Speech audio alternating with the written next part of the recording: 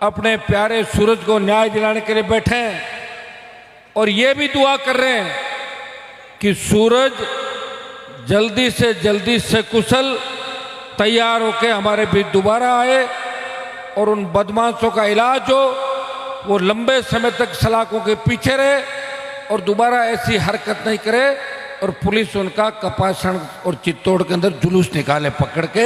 ये कपासन के लोगों की इच्छा है।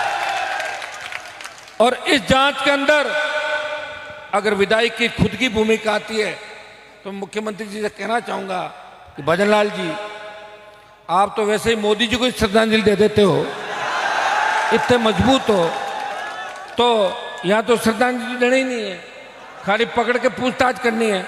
करवा दो पकड़ के पूछताछ, ये तो लोग राजी हो जाएंगे। और हम ये नहीं कह रहे हैं किसी को गलत फंसाओ, जो भी सबूत देखे, जो वीडियो देखे और जो आवाज़ें सुनी अलग अलग, उनके अंदर साफ साफ दिखाई दे रहा है कि जिन लोगों को आपने पकड़ा है वो अभी पूरे नहीं पकड़े गए, उनमें षड्यंत्र करने वाले भी बच गए और कुछ मुख्य आरोपी जो मौके पे थे वो भी बचे हुए हैं। मेरी भजनलाल सरकार से मांग है कि हमारी पहली मांग कि तमाम आरोपी सलाखों के पीछे हो, ये सरकार हमें आश्वासन दे।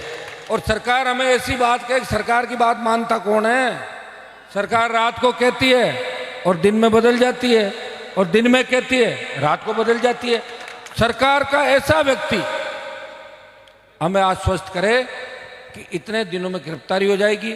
पहले मैंने संघर्ष समिति से, अभी मेरी बात भी पूरी मैं कर रहा हूं धीरे धीरे, जांच संघर्ष समिति जिससे चाहे उससे सरकार कराए। दूसरी हमारी मांग है संविदा पे नौकरी की। ये तो कोई मांग नहीं, वैसे ही संविदा पे नौकरी दे रहे हैं, कोई मांग में रखो ही मत, इसको अलग से रख लो, तो वैसे ही दे देना आप संविदा पे नौकरी। कौन मना कर रहा है? कोई लगना ही नहीं चाहता संविदा पे, सब सरकारी नौकरी चाहते हैं, चाहते कि नहीं चाहते? तो सुनो, लेकिन अरे मांग तो कुछ भी कर लें, लेकिन भजनलाल जी को खुद को ही नहीं पता, प्रोग्राम दे देते हैं और सुबह कहते हैं मैंने कब दिया तुम्हें प्रोग्राम। अगर सरकारी नौकरी का कह दो भी तो कौन दे देगा सरकारी नौकरी? मैं तो कह दूंगा सरकारी नौकरी ने एसडीएम लगाओ, मेरे कहने से होगा जब होगा। अभी अपनी जो मुख्य मांग है वो ये है कि टोटल लोग गिरफ्तार हो। अपन सब सक्षम लोग हैं यहाँ पे जो बैठे हैं ना, हम सब इतने मजबूत लोग हैं कि हम भीख नहीं मांग रहे कोई सरकार से मुआवजा वगैरह। वो सरकार की ड्यूटी है कि सूरज का पूरा इलाज राजस्थान के मुख्यमंत्री भजनलाल कराए, न कि अशोक गहलोत कराए। भजनलाल जी कराएं। अगर पूर्व मुख्यमंत्री आए, उन्होंने अहमदाबाद के अंदर अगर बड़ा मन रख के बात कही कि इलाज मैं करा दूंगा, कोई दिक्कत नहीं। सरकार को आगे होकर कहना चाहिए कि जितना भी खर्चा होगा वो राजस्थान सरकार मुख्यमंत्री कोष से पूरा खर्चा राजस्थान सरकार देगी। वो तो उन्होंने इसलिए कहा कि भाई सरकार नहीं कराए तो मैं करा दूँ, तो कहना ही पड़ता ना आदमी को, तू नहीं तो मैं। ये तो जो आता है उसके गले के अंदर पड़ती है सारी बातें। मैं धन्यवाद दूंगा इन तमाम कार्यकर्ताओं का, संघर्ष समिति का, नेताओं का। अलग अलग पार्टियों के नेता आपके बीच आए। देखिए, हर पार्टी में सारे नेता अच्छे नहीं होते, कई तरह के लोग होते हैं। कई नेता नहीं होते तो भी उनको नेता कहा जाता है, कई होते हैं उनको भी नेता नहीं कहा जाता। ये चलता रहता है, चलता रहता है। तो अपन किसी एक व्यक्ति के कहने से किसी के बारे में गलत मन नहीं बनाए। मैं तस्वीरें देख रहा था, मेरी इच्छा थी कि मैं सूरज से मिलने अहमदाबाद पहले जाऊं या आपको ऊर्जा देने कपासन पहले आऊं, क्योंकि आप मुझे देख रहे हो, मुझे सोता हुआ कम देखते हो, मुझे रातों को घूमता हुए देख रहे हो राजस्थान की सड़कों में। राजस्थान बहुत बड़ा प्रांत है।